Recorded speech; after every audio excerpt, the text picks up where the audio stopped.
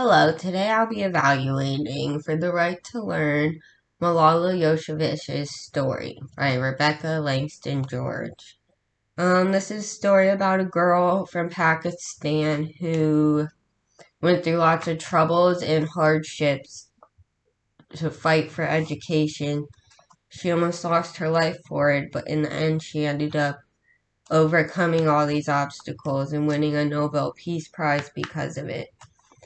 So our story starts with a flashback that shows us Malala winning this Nobel Peace Prize. But then the rest of the story follows in chronological order to show the relationship between the idea of her winning this prize and how she got there. So the way they show us this chronological order is by presenting specific dates and times, such as December 10th, 2014, when Malala originally won her Nobel Peace Prize, and then it goes all the way back to 2009, when her whole journey for education started, and she posted a blog that went national in January of 2009.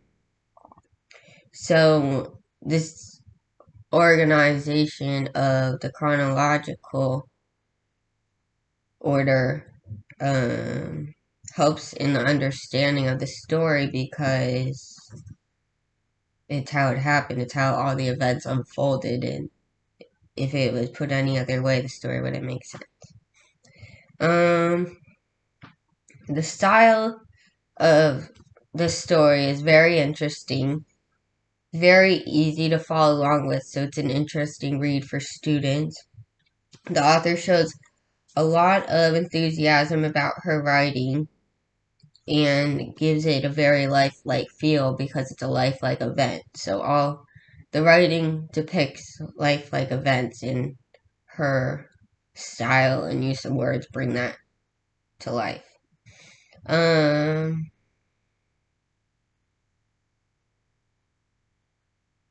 It keeps the students engaged because it focuses on the main points, such as the day she wrote her blog, or the days when the Taliban started locking down their rules.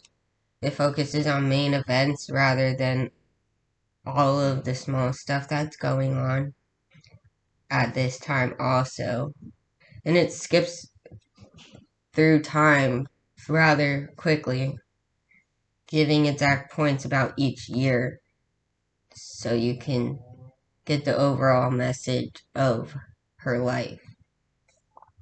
The illustrations support the writing very well because on each page there is a picture that depicts the stanza of writing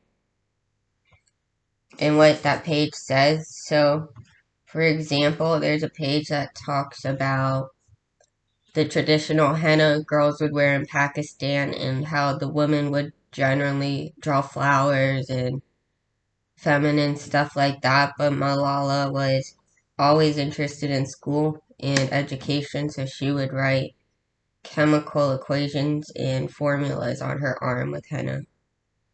And they show a picture of that with the paragraph that talks about it. So the illustrations really help complete the understanding of the book 110%. You wouldn't be able to read the book without the illustrations, not to a child. The information is very current.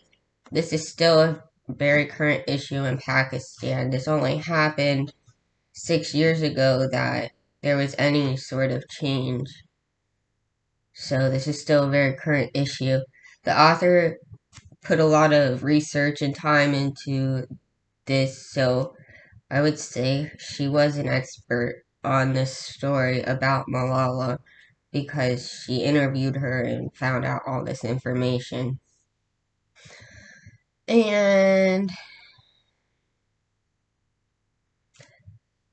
the author depicted the Pakistan culture very respectfully and correct, showed how women are secondary and most of the sons go to school, and the type of clothes they have to wear, and just the kind of life they live was accurately depicted.